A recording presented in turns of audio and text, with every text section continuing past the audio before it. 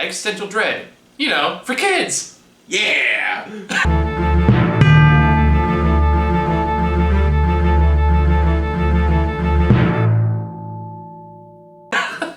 Alright, so this is a very long overdue review, but one I did want to talk about before I start making my best and worst of last year list. So this is Soul, the movie that came out on last Christmas, the newest Pixar movie by the director of Inside Out, which explains a lot. Inside Out also coincidentally one of my favorite Pixar movies, so I was very excited about this one going into it. We have both watched it 3 times individually. Yes, this is true. And I love this movie. Yeah, I liked it a lot. Yeah. It's actually kind of think it's like we haven't done a review since the last Pixar movie. I mean, when was the last time you were at a theater? The last Pixar movie. What was the last pick? Oh, Onward. Onward? Yeah. Holy crap, really? Yeah. Damn. Okay. Well, Onward? Yeah. Okay, yeah, okay, sure, whatever. I mean, technically the last time I was in the movie theaters was for Tenet, but, you know. Oh, yeah, that's right. If we're not including that one, then the last one, you know, in the before times. In the before times. Hi, you might remember me. I still cannot grow a beard. It's been almost a year. Can't grow one. I can grow a beard. Yeah, okay, moving on. You brought it up. You don't get to bitch when I double down on it. Anyways, so, Soul, how does this go again? We do a synopsis, right? As much as we can without giving away spoilers, because there is a pretty massive spoiler that kind of sets up the second and third act. I don't give away right away. We will talk about it, just not right away. He fucking dies because he's too hardcore of a New Yorker and then has to try and find his way back to life. That's the synopsis. That was the trailer. Yes and no. Like, going over it very briefly, the movie's about a guy named Joe who is this wannabe musician who is failing a musician. Now he teaches a... First of all, wannabe musician. I don't think he was a wannabe. I think he was just struggling because that's more accurate. Okay, wannabe, struggling. Okay, I can see the semantic differences there. However, it's neither is technically inaccurate. He is a middle school band teacher. Okay. But that doesn't make him a wannabe, and this is... You know, anyway. I think we're defining wannabe on different quantitative terms. I'm taking a negative connotation here. I was more like he wants to be a musician, he's not one. Oh, that's not what wannabe means. I mean, I know that in the larger context, that's how I was using that particular moment. Anyway. So yeah, he desires... The struggling musician. He wants to... In his 40s. You know, I mean, hey, No judgment there, just that's fact. What's his name? Colonel Sanders didn't start Kentucky Fried Chicken until he was like 70-something. I'm not judging the age. Anyway, it's never too late. Always follow your dreams. Well, right? I mean, there is a time when it is too late. When you're dead. Yeah. And that's this movie. So yeah, it's about this struggling musician named Joe who is in this depressing middle school. And I have been to middle schools. They are that depressing. I think the accuracy of the Disney theme being played by the middle school band, like, there's only one word I can describe that, which is crunchy. Well, yeah, so you have your degree in music, right? Yeah, something like that. But, you know, it's just like, I never thought I would have to relive through, because I actively chose not to want to pursue music education. Because I don't like hearing the middle school crunchiness. You didn't want to be a Joe? No, I didn't want that. Fair enough. Not that there's anything wrong with being a music teacher. Not at all. I just don't have patience for children. For some people, it's just not enough. And for Joe, it's not enough. He wants to aspire to be like the jazz musicians that he grew up on and his father got him into. And he finds out of an opportunity through one of his old students about an opportunity to start like an actual quartet. Yeah, he joins the Aretha Franklin Quartet. Is that what her name was? Something like I think so. Something like that. Anyway, so he goes over there and he nails the audition, and then he immediately loses track of his entire environment, and then dies. Then becomes a little blobby soul. I think the best part of how he died is just like he almost gets run over by several cars. I think there was like a grocery store that just like dropped like a bunch of like walnuts or something. There's and like then a fallen piano. There's construction with nails on there's piano. an air conditioner that falls down or something like that. But like somebody like loosens some marbles on the floor, and then on the other side is some broken glass. Like it's just like there's like I think it's just sort of like setting up even for the children. Like this guy is largely irresponsible for his own well-being. Yeah, no, I like how the one kind of does play into the fact that, yeah, we know you've seen the trailer. We all know he dies. Yeah. It kind of leans into you, like, you know what this is about. Or at least this guy's gonna die. He's gonna die hard. And then he finally does by finding the manhole. And then from there he gets transported into the pathway to the great beyond, where all dead souls go to finish up, like, live in peace, or the case may be. But he decides he doesn't want to go, so he forces his way through his barrier and ends up in what they call the Great Before, which is this area where like souls get their personalities, basically. And it's like the Soul Factory. Basically, the Soul Factory. And he encounters all these existential constructs that are basically like the assistants of this world that are all named Jerry. And along the way, he gets confused for what they call a mentor, which is like a person who died who guides new souls into finding their spark in life, and then go on to live their life on Earth. So he basically steals somebody's steals someone's identity on this, and gets paired with what they call 22, played by Tina Fey, who is like this. I guess based on the number, like one of the original souls who just did not want to go. And yeah, because like it seems like the range of souls that want to be born range from like double digit to like somewhere in the billions. Yeah, so like I was kind of guessing like, so she's probably just been here since the beginning of time. Well, considering how many people have mentored her, including like Muhammad Ali, Mother Teresa, Abraham Lincoln, Gandhi. Carl Jung, which I don't expect a lot of kids to get that, like, know who that is, but I was laughing my ass off at that. I forgot what he said, but it was really funny to me. It's like, stop talking, my subconscious mind hates you! Yes. That's what which was his field of study. That's why I mean, Carl Jung is, like, one of the pioneers, like, after Freud. Yeah. Yeah. In fact, Jung arguably did more than Freud to advance the field of psychology. Jung made it less about doing your mom. Pretty much. But yeah, so that's like, so then Joe has to help her get her spark so he can get the pass and go back to Earth so he can do his music thing. And that's the basic concept of the movie. Hang on. The voice is a her. Technically, 22 is a they. Technically, yeah. Because they do address it in the movie. It's like, why do you sound like a 40-year-old white woman? It's like, I choose to sound like this. I could sound like a kid. I could sound like an old man. I could sound like you. But I choose this voice because it's the most annoying.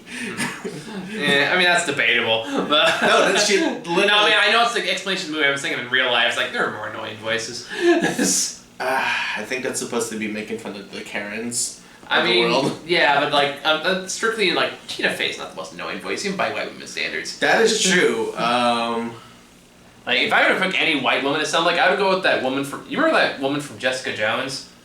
The really the white, uptight one that has the weird relationship with her brother? I don't remember. You would know her if you saw her. No. See, the voice that I would find the most annoying is the woman who plays Marie from Breaking Bad. I get where you're coming from. That would not do it for me. Or like... minerals, Marie! Anyway... yeah, so like, that's the basic... Without going to spoilers yet, a lot happens between that moment and the final finale that's not in the trailer, which I appreciated. And there's a lot to talk about that, because there's definitely there's a lot of layers to go into in terms of the larger societal representation about this movie that is definitely up for debate. Max, calm down. But we'll get into that discussion a little later, because I do definitely want to talk about that. There's a reason the dog is here, by the way. Why is the dog here? There's a cat. There's a cat? Anyway. You did not tell me about the cat. What? You did not tell me about the cat. Never mind. Oh, right. No. Well, see, spoilers. No, it's not. See, everything makes sense. Well, you gotta wait till we get to that segment before you start bringing up that. Anyway, what the fuck are they talking about? Anyway, most of you probably already seen the movie by now, honestly. And if you haven't, just find your friend with Disney Plus and have them stream it over Discord. I mean, don't do that. That's illegal. Don't get the mouse on us. Alright. We don't have the budget for a lawyer. Alright. Cease and desist. Blip this exact sentence out. You say that, but YouTube has the tools to do that. They theoretically could. For sure. But anyway, so just going to like the broad strokes of what we liked about this movie, what we didn't like about this movie. Like in the broad strokes, the themes of the actual like moral of the story, what it's trying to do, how it goes about doing that, I thought was all excellently done. You're welcome to chime in with you. Sorry, we have different definitions of the word theme. Alright, theme as term narrative theme. Yes. Not musical theme. Yes. Although the music is also very good. Yeah, that's why I was like, was there a theme? Wasn't it all like bebop? I mean, not like a overt theme, but even the music, you could argue, kind of has a life of its own in terms of how it represents any given time in the movie. I need to cut your nails, baby. But like just so much like the movie itself is a movie with largely adult themes that's meant to be more entertaining for kids rather than educate them compared to most other Pixar movies. Especially movies like Inside Out, where it was all about just like how do we construct these complex psychological ideas in a way that kids can understand. Mm-hmm. This one's more like, okay, how can we make this very adult concept that's going to speak more to adults entertaining for children? Which is kind of the big difference between the two. This one feels like it's more aimed at adults, when that's meant to entertain kids, versus the other one that's meant to be entertaining for adults, but mostly aimed at kids. Yes. I'm actually surprised that there aren't a bunch of people that are like, this movie's the devil! Why? Because they talk about an afterlife that is unfamiliar to mine. Yeah, but even then they all, I can see that argument. I think some people might have. I don't remember. I don't know, man. They did that shit to Harry Potter. Well, yeah, but that's a whole nother thing. Stop. Max, buddy. Calm down. He's very worried. You're being distracting. He's very worried. What was I talking about? Oh, yeah. So, the character of Joe and 22 do have a very interesting dynamic. I think their relationship is very interesting in the way it progresses, the way it flows. And the conclusion that ultimately comes to, which is just might be seem overly simplistic, but it's also trying to condense a lot of complex ideas into a more simplistic format, so that still kind of works. Mm-hmm. Your thoughts? I mean, gosh, it's been a hot. I have Tetris 99 on the brain, to be honest. We could have waited an hour after you got a 9. No, it's okay. I still remember large enough moments of the movie that You've seen it 3 times. Yeah, but not enough to analyze it and stuff. Whatever, it's fine. How many times you gotta watch a movie to analyze it? Though? No, it's all good. It's all good. Anyway. Okay. Well, then. We could cut this out. No, you made the mistake. It's staying in. Oh no. Okay. Present, young sir. What are your thoughts? Why did you watch it 3 times? Let's start with that. Okay, so I watched it 3 times. First, because one, it was Christmas and I had nothing better to do. The second time, I had a friend that wanted to watch it, so we watched it together. And the third time, I think I just woke up too early and I needed some background noise, so I just watched it. Okay. So while I was cooking or something, or cleaning or something like that. But I think overall, it's just I really enjoyed how the music came together and just how what we confuse our spark in life with what our as our purpose in life and that kind of stuff, and just sort of just chillax, man. Just chillax, dude. Sometimes you just need to eat a fucking pizza.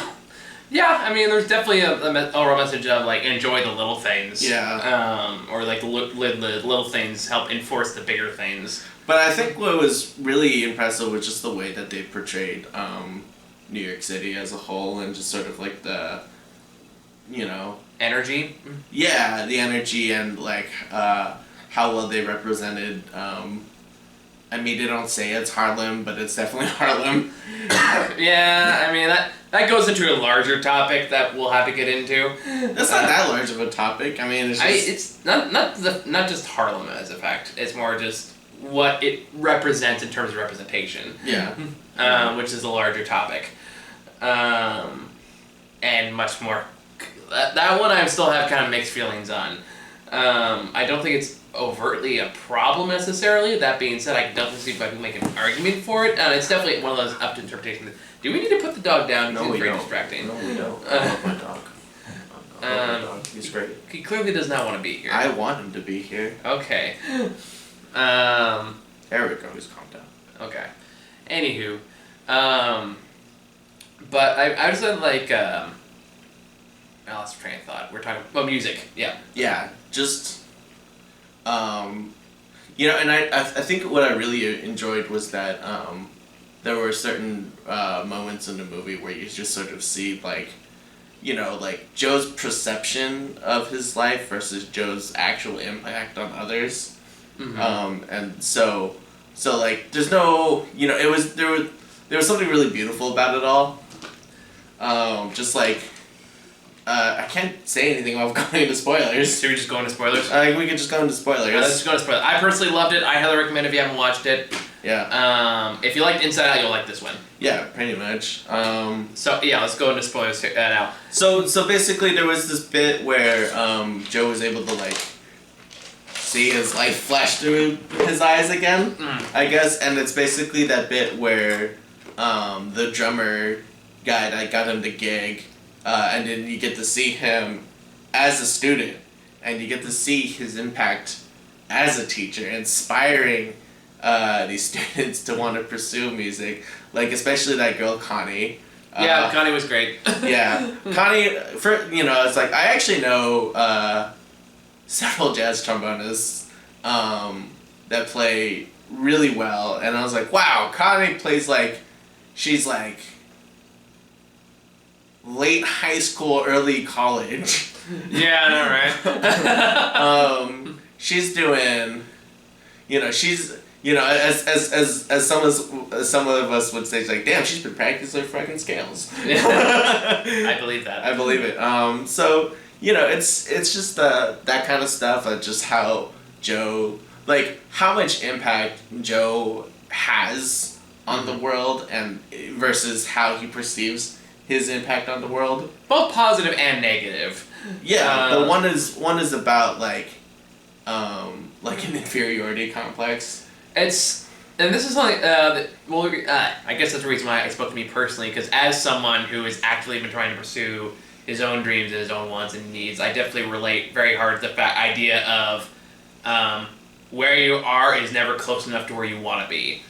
And that comes full circle in the story that the singer tells Joe toward the end of the movie, when he's standing outside the jazz club, and she says, "We do it all again." No, not that. It's the story she tells after that, where she's talking about like, I have this moment where I feel like I finally got where I wanted, and I'm not happy. And she tells him stories like there's two fish. One day there were two fish swimming around the ocean. Right. And it said one fish is going to go. Like, I'm looking for this thing they call the ocean. And he's like, you're in it. He goes, no, this here is water. I want the ocean. Right. And it's that idea of you're so focused on where you want to be that you can't appreciate where you are now. Sure. That's not to say that having dreams is bad, but it's when you have like dead folk. What are they for? Tunnel vision. Yeah, tunnel vision. Yeah. We have like tunnel vision on where you want to be. You can lose sight of those small things that actually make life worth living. And then the other caveat you come with that is that you have this idea that this is going to bring you fulfillment, and then you get it and it doesn't, because it's not usually enough. Yeah. And that's just your reality. That's a part of it. That's a very human truth. Now, granted, I still like that they let him have his dream, because we could easily gone into, your life was better as a teacher, you should just do that. Oh, thank God they didn't do that. Yeah, which I was kind of worried they were going to do. I would have been so mad if they did something like that, because it's just sort of like, nah, man, let's just have Joe like never truly succeed. Yeah, so like I'm glad they didn't do that. Now, granted, Joe as a character is a pretty big selfish asshole for a good chunk of this movie by design. I mean, he did die. Yeah, but it was pretty clear before then he was still kind of self-absorbed and like the tunnel vision like completely eroded his ability to like interact and empathize with other people. I think, and you know, middle school band teachers, if you're watching this, because this is the #1 YouTube channel to watch if you're a middle school band teacher, right? You know, correct me if I'm wrong, but it's just sort of like when you're teaching students, especially in that beginning scene, it's just a lot of like sifting through until you find the gems that like truly like shine Well, it's more like as talented musicians. well, it's not just the case with Connie. There's also like the scene at the barber shop, Yeah. and stuff like that, where he clearly understands people. Like he clearly sees and understands people perfectly fine, but he doesn't really seem to actually like empathize with them in the moment. If anything, he's more dismissive of it than anything else. Yeah. And that's not like a flaw of the movie. That is by design. That's the way the character is supposed to be. His whole arc is he learns to appreciate everything and everyone that is in his life because there's usually more to it. Again, that's the moral of the story, pretty much. Mm-hmm. And the way that comes into play and the way that kind of inherent, not narcissism, but selfishness comes into play and his influence on 22 really comes in the climax of the movie. When all his kind of dismissals and his down-talking just leads to self-loathing on the part of who he's talking to. Right. And then, again, that's also a very real, very human truth. I sort of felt that like the end of 22's arc is just sort of like an exaggerated version of the world that's gonna tell you no. Even you know. I can see that. That's what I got from that, where it's literally like Abraham Lincoln just told you suck, right? You know, and like Mother Teresa fucking hates you. Muhammad Ali actually wants to hurt your soul. Well, I think 22's arc really goes into the idea that, well, two things. One, if people tell you suck long enough, eventually you will internalize that idea. And two, if you choose to push those people away, you won't be disappointed when they move away from you. See, I thought her arc was more about, or their arc. I keep doing that. I thought 22's arc was more about overcoming the fear of just being alive, in a literal sense. Well, but also somewhat symbolically, because it's just sort of like, you know, the whole movie, the whole thing is like she has a part of her staker on her chest that's like missing, so that she can gain her Earth pass, so that she spark, can the spark to be a real person and go down and just be a human, and then or whatever, I don't know. I don't think they explicitly say the souls become. It's kind of heavily implied. Yeah. Because I don't think that you'd go a lot of trouble for like a frog.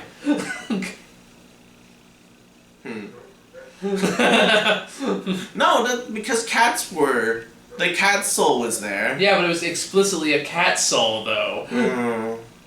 I lost my train of thought. We're talking about fear. Oh, right. Just sort of like the fear of trying things, you know, or just like getting out of your comfort zone, right? Because like if you, in a literal sense, never take any risk, right, then you're never going to fail. Because all of these, you know, and it didn't help that you had all of these like people prior to Joe who were all like, you suck, you can't do it, I hate you, you know, like. Well, you can't say please die. Yeah. Dark joke there, but anyway. Be unborn? No, they're not even born yet. Yeah. very existential stuff here. Yeah, for sure. No, I do. Yeah, kind of add on to that. I mean, that's what all like pushing away is based on. Really, is inherent fear of disappointment, and that's where that's where cynicism comes in.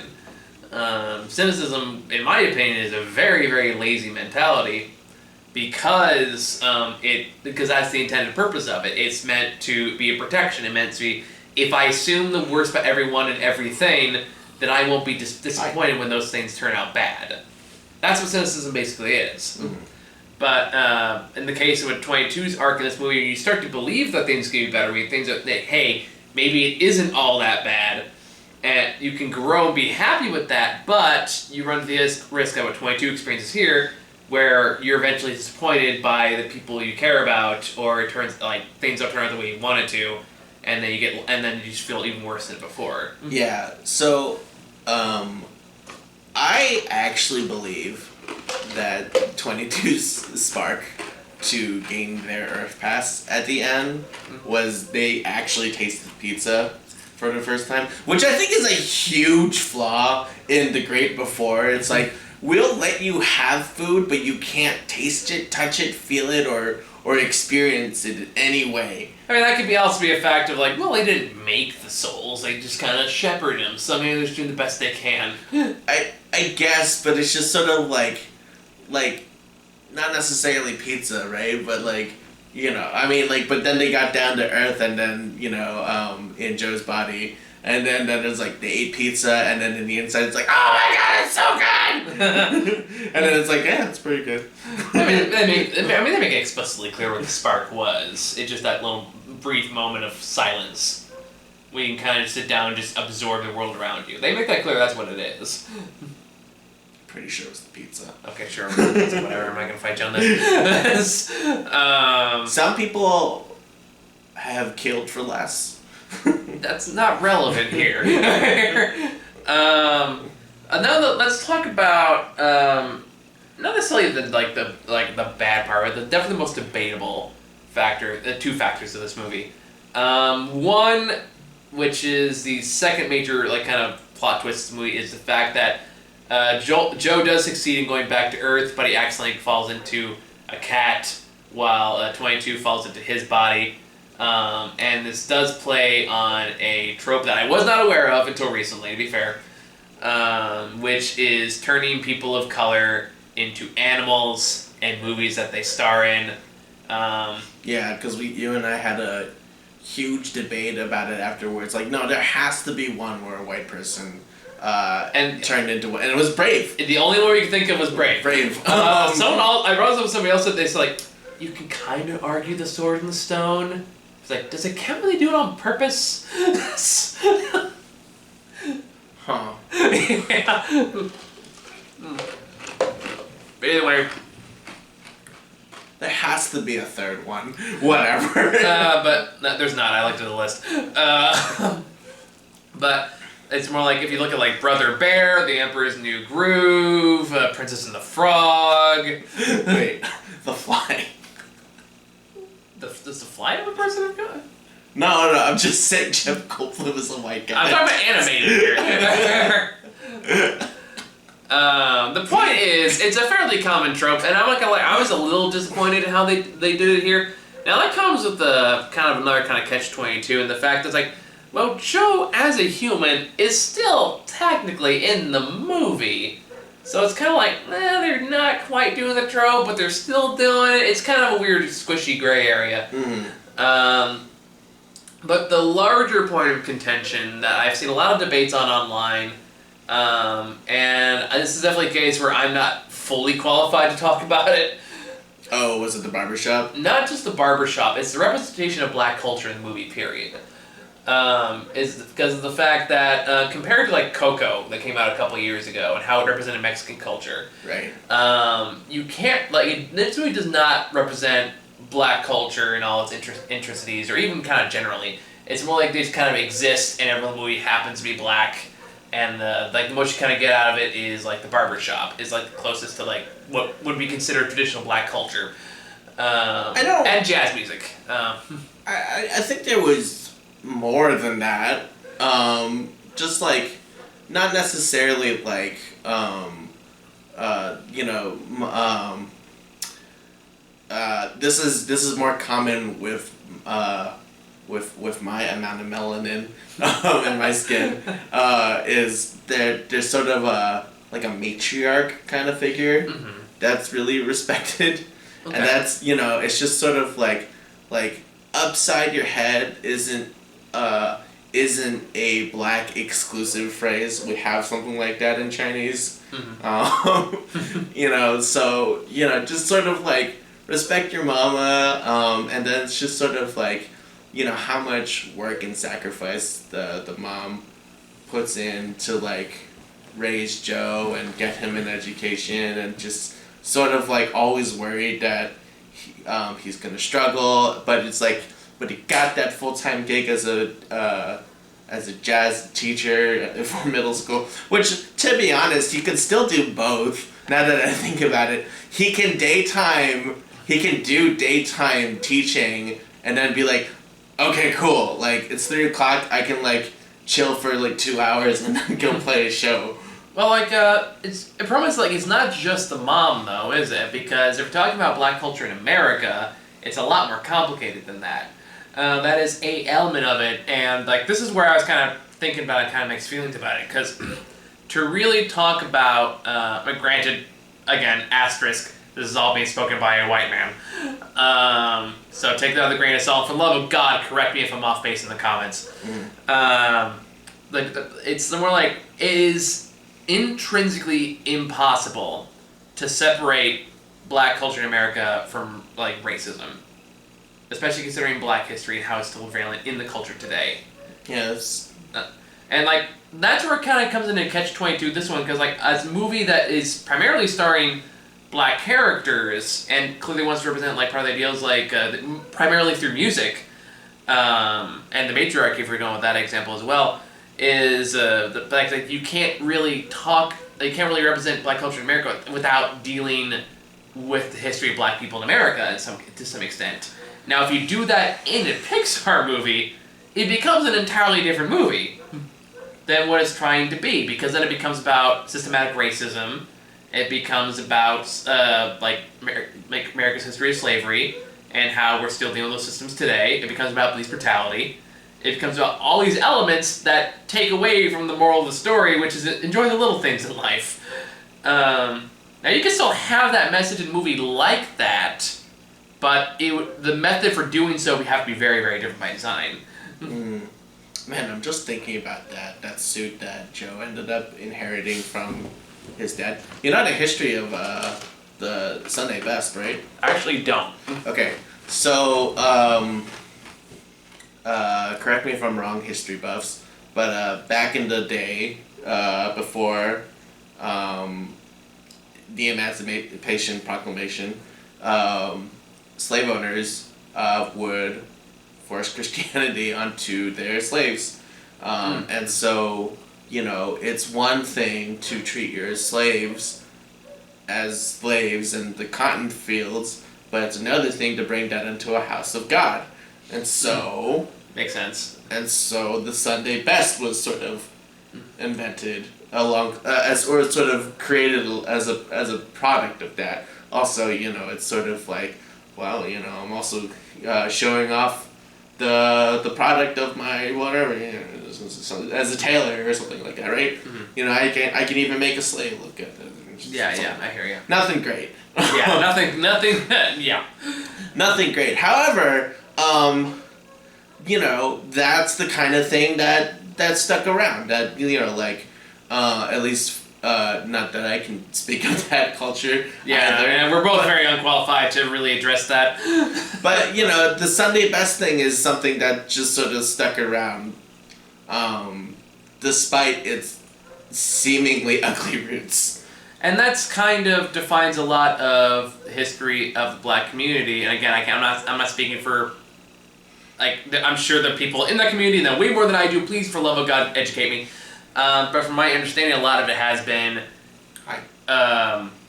we have no way to tie back our ancestry to Africa. Therefore, our entire history is through our history of America. which makes discussing that culture in an animated movie for kids much more complicated. Am I making sense? Am I full of shit? I see where you're coming from. I didn't get that. I didn't get that. Maybe others did. I know it's definitely like the most debated aspect of the film. But also like, you know, oh god, I hate saying this. I have friends with afros. It is very difficult to style that shape of hair. So yeah, you do need to go to a specialty barber shop. I mean, that's not really the point though. Yeah. The point is that, it, like I said, like you want to, it's kind of when you have a cake and eat it too, which you want to increase diversity in movies of all kinds, including kids movies, which I think is a very, very good thing to have. Mm-hmm. The problem is, like, if you want to make it about the culture and the community and stuff like that, doing so is a lot trickier. You can do that with like in like Coco with no problem. I feel like, okay, so here's how I sort of felt like Pixar took that, is they just sort of like barely skimmed the fat of what African American culture is. You can say black. It's okay. Oh, well, It's. Specifically, I have cleared it with black friends. I know. Oh, Mike, that's I know, not okay. I know. That particular sentence is not okay. But no, the specific black culture of America is very deep and diverse, and there's all sorts of history behind it. And I just sort of felt like Pixar just sort of like, you know, just barely skimmed the fat on that, and it's just sort of like, yeah, it's there, you know, it's fine. I think it's more like, I think the debate is largely about, is like, could it have done more? Should it have done more? I don't think it should have done more. Like, where is the responsibility for that go? Especially compared to other Pixar movies that have explored those kind of cultures in more detail. I just don't think that was this movie though. This movie is, you know, this movie is just like Soul. I can even see the board meeting about it. It's like, Soul. Hey, you know what else has soul? Jazz. Jazz has soul. Yeah, and I think though that's kind of what I was saying before too, is like, you can definitely make anime movie with the same message that goes in the deeper historical impacts, but it would be an entirely different movie if you did so. So that's why I said it was like a catch-22, and I don't think there's necessarily a right answer to it. It's definitely up to personal preference. Now, I did read one person's take on it that I thought was interesting, that said, like, it's less about like black culture, more about black community, in terms of how people like support each other and get each other through, or how they like how these kind of sub communities come out of certain areas, like the barbershop, for example, or the music scene or stuff like that, that have kind of grown from Black history. That is, it's more focused on versus trying to get to the whole historical, cultural aspects of it. And from that lens, I feel like that's totally valid too. So what I'm trying to say here is that there's really no right answer, because it's a very, very complex topic. I just think they needed a device to not end the movie after Joe got back onto Earth. Because what they could have done is like, hey, you know what we could do? We can make it so that Joe and 22 are stuck in the same body. And then Joe is crazy for a different reason. Instead of being a crazy cat man, he's just actually schizophrenic. See how that could have been worse? I'm actually wondering if that might have made it better. Why would that be better? Well, because then you gotta, then that really plays onto the idea of how to keep up appearances based on how he feels he's seen versus how this other person wants to try something. And then you kind of have that literal internal struggle about how to be perceived. Right, but then there would be no reason for the hippie character to come back either. Yeah, you could. You could still like divide the souls up. Anyway, I just felt that it was an easier device to use the cat. See, I kind of like your idea better, honestly. It's probably a better idea. I'm just saying it's an easier device to use a cat. Yeah, I know, but that's also like, I'm not necessarily knocking the cat. Cause like, I thought the way it was done was perfectly good on its own merit. Yeah. It's also like, you kind of have to acknowledge it's there though. That's all I'm trying to say with that. I acknowledge it. Yeah, this is not me saying this thing doesn't, like, is this, therefore it's bad. It's more like, this is here, it is a pattern, and we should acknowledge it. That's all I'm trying to say with that. You're right, we should turn more white people into animals. Sure. Because that'd be cool. Sure. We need one where a dude turns into a bald eagle. Wait, that'd be way too cool. We had that, it was called Moana. I mean, granted, he was Samoan, but, you know. Yeah, he's not white. No. Still turns into an eagle. And he's not quite American yet. Would it be Samoan or Polynesian? What? Would it be Samoan or Polynesian? What do you mean? Moana? I'm not Moana, Maui? Maui's Samoan. Oh, he's Samoan, okay. Oh, Are you sure. fucking kidding? I don't know. It's Hawaii. They're like, oh, we're exploring the islands, the archipelago of Hawaii. Yeah, okay, guy. They never explicitly say Hawaii. Okay. They just say islands. That could have also been the Bahamas for all we know. I would highly doubt that. Wow. They never say it, I'm just saying. Okay. They never clarify. But anywho, different topic, different movie. Let's talk about that hippie character. The hippie character. What was his name even? It was like Star. Like as soon as you heard it, it's like, damn, you know, his parents smoked way too much weed. Hold on. Moonwind. His name was Moonwind. That's right. Yeah. I fucking loved Moonwind. Right, but like the whole point of Moonwind was for two things: to introduce the concept of a lost soul, which I thought was hilarious. How they got the hedge fund manager to just completely lose it at his office and just be like, "What the hell are we doing?" And just like slams everything off and just like, "Live your life." It's like they've created a sociopath. Yeah, but I think oh god, I had a thought and I lost it. Yeah. Well, it's true because the stock market is a soul-sucking, joyless, death machine. Oh yeah, and the Moonwind is this character who is this hippie character who found out they can enter the realm of soul of the great before, like in this great field full of lost souls by getting to the zone. He gets in the zone by spinning the sign that you see in the street corners. And stuff. Yeah, he's a sign spinner. And you become a lost soul if you get too lost in your life and you have no purpose and you get too obsessed with one main idea, which again is kind of like encapsulating Joe and his desire to be a musician, like a successful musician. I did have one of my favorite lines in the movie, which was just of I was a lost soul once. Like, really? Tetris. Hey, wait a minute. This is your wake-up call, buddy. Hey, you know what? I'm developing some arthritis from it. Get compression gloves, I can tell you. We'll talk about that later. Alright. So yeah, I think Moonwind's character was fun. I think, God, the Jerrys. I actually really enjoyed the design of the Jerrys and the Terrys. I love the design of the Jerry and Terrys. I also really like their personality because for me it's like, if someone's gonna either greet me into this world or walk me through this world, I would like to be someone nice like them.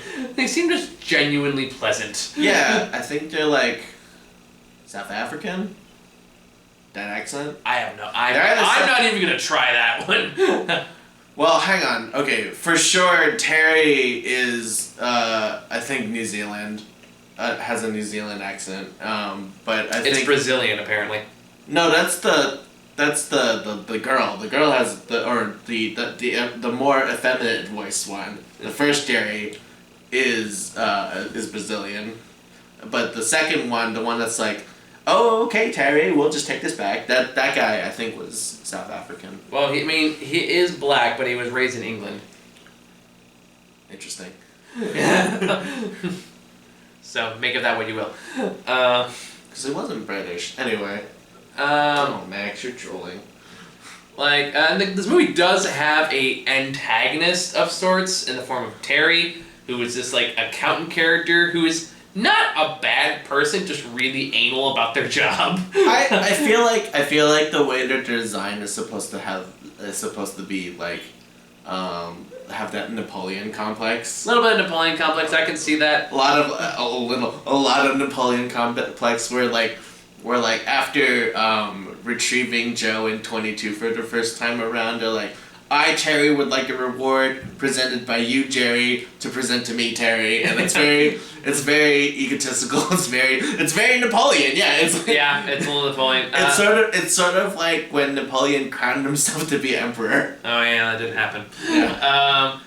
What I appreciate about that though is that like it is an antagonist for sure. Like it helps move the plot along, but it's never like directly into like villain role. This person's just doing their job. That's true. I think this is like we talked about it with like Wreck-It Ralph, where some movies are trying to like execute a more introspective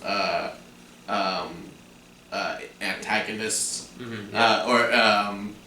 antagonist to the story, and this is just sort of like your self-doubts, I guess. Yeah, in a way, but I think what I liked about it is the fact that they used Terry. They used Terry as a device, basically as a wake-up call for Joe towards the end of the movie, because Terry's whole thing is they count the souls that enter into the great after, the great beyond.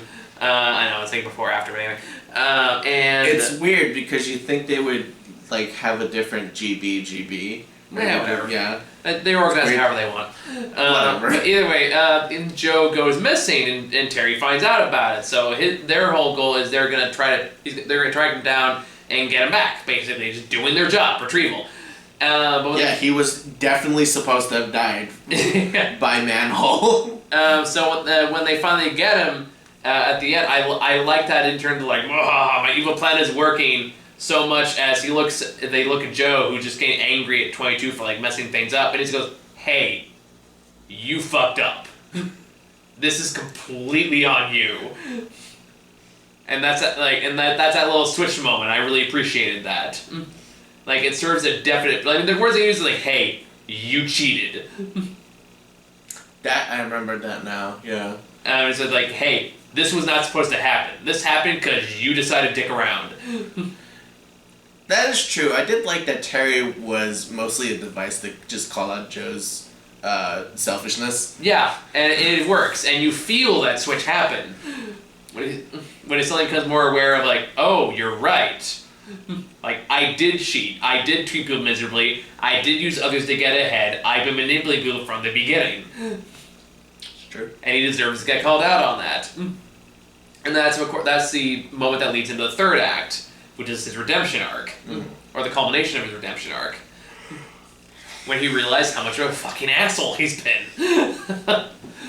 And that's what leads to the emotional finale. And like I said, there's those little touches like that that I really appreciate. Yeah, it was just really nice because I remember when we were talking about Wreck-It Ralph 2, and I was like, man, if you just did the story this way, it would have been good. And I think Pixar did the closest to what I would have wanted for that kind of story. I think so too. Where it's sort of more like a man versus self kind of story.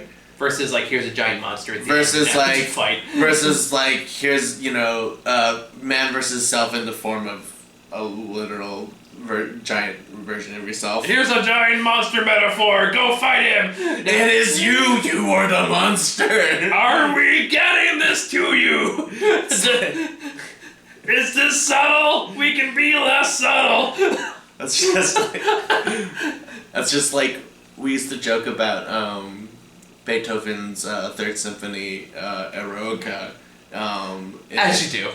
Well, as you do as music major. As a music major, yeah. As music majors, because the first thing he does is he plays the tonic key twice, which is basically bum, bum, and then the symphony begins. So, literally, we're joking. It's like Beethoven literally wanted people to be like, "This is the key! This is the key! It's in E!" I can see that. That makes sense. It's for Napoleon! Well, not really, because he was a dick. Anyway. I mean, this movie still has, like, a metaphor monster of sorts at the end, but it feels more personal. The stakes feel more personal than it did in Wreck-It Ralph 2. Well, Yeah, I guess that's what happened when, but it's just sort of like 22 becoming a lost soul, which is what happens, by the way. We're already deep into spoilers at this point. Yeah, 22 becoming a lost soul is not like a oh, go fight a big monster version. No, it's not. That's it's sort of more of like Joe, like own up to your mistakes. Well, that's what I said. Like, it's a similar technique where you kind of make the metaphor a monster of some sorts, but it's not in the same way of, oh, go fight him. It's more like, look what you did. Yeah. And it, like, not through, like, the fault of some MacGuffin, like, virus thing that happened in Wreck-It Ralph 2. It's like, this is completely your fault. It's true. You let 22 experience life in pizza, and then you fucked up. And then you took it away. And then you took it away. And so it's much more a reflection on personal failure and an opportunity to recognize how much you actually influence people. Mm-hmm. And both those carry through without really needing to say much to actually say it, which I always appreciate too, especially in animated films. I like how we were joking about Joe's soul form is that this guy was such a jazz hipster that even after he died, he kept his fucking fedora. Oh god, the fedora. I'm not judging Joe's use of the fedora, I'm judging my use of the fedora when I was younger. Yeah, I did not have a hat when I was going through school, but I knew people who would do that. Yeah, I was definitely in that I'm desperate for an identity phase when I was younger, in my late teens, early 20s, and I'm not happy about it. It's okay, as long as you didn't have a goth phase, although... I actually never did. Despite what you might think based on my complexion. I never did have a goth phase. I listened to a lot of Linkin Park, that's about as close as I got. Yeah. Anyway. But yeah, So there's a lot of layers to this movie, and there's definitely a lot you can dissect from it, both in what it does and doesn't do. Mm-hmm. And I think a lot of it's going to boil down to personal preferences and what you personally wanted from it. And of course, like, I'm speaking as a white person, so I'm not trying to speak on anyone's behalf. I would welcome a different perspective in the comments, because I think there's no right or wrong answer to it. When I was watching through it, I think, like, basically that fucking Disney theme intro, just like reliving through a lot of traumas there. I think this movie nails what it wants to be, and it knows what it wants to do and what it wants to say. And I think that on that merit alone, I would call this movie a great success. I know I watched it 3 times, and I teared up all 3 times. I'm probably gonna watch it again sometime. I don't know what I'm talking about. I want to watch it again. Yeah. But yeah, just, don't be a dick. Go live your life. Pizza is your spark. Sure. But yeah, like, I would say, like, this is definitely a more excellent movie that's clearly aimed more for adults than kids, but it's still entertaining for kids all the same. I think this is, if this movie existed prior to The Lion King, you should have showed this movie and then The Lion King. Why? So they can, like, watch us get weird 5-year-old excess dread and then watch a parent die? Well, cause... Oh, makes mistakes, right. Okay, that makes more sense. Cause, like, that was my exposure to death.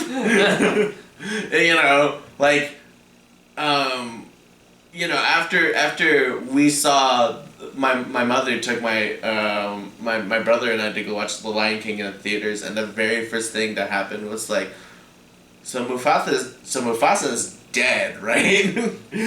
Mufasa's like extra dead. Not necessarily those words, but it's just, and then my mom's like, ooh, let's talk about life. I would say, like, if you're gonna pair this anyway, this movie I unintentionally ended up pairing this with, which is Ma Rainey's Black Bottom, which is who me and Ron reviewed last weekend, which is all about being a black entertainer in a white world. But fantastic movie, by the way. So I guess if you want more of the racial narrative in it, go watch Ma Rainey's Black Bottom. If you want more just a general story about life, death, and what it means to you, this one it definitely takes a safer approach. Yeah. So yeah. Anything else to add to that? No, not really. Okay. Well, there's one movie on my list I want to watch before I officially tabulate my best and worst of, which is Palm Springs, which is on Hulu. So I'll probably be watching that sometime in the next couple days. Do you know what that one is? Nope. It is basically it's like Groundhog Day kind of. Ooh, fun. I Yeah. love time loop movies. Yeah, we can watch that. Oh, okay. Yeah. So we'll probably check that out later on this week. In the meantime, thank you guys for watching. See y'all later. Bye.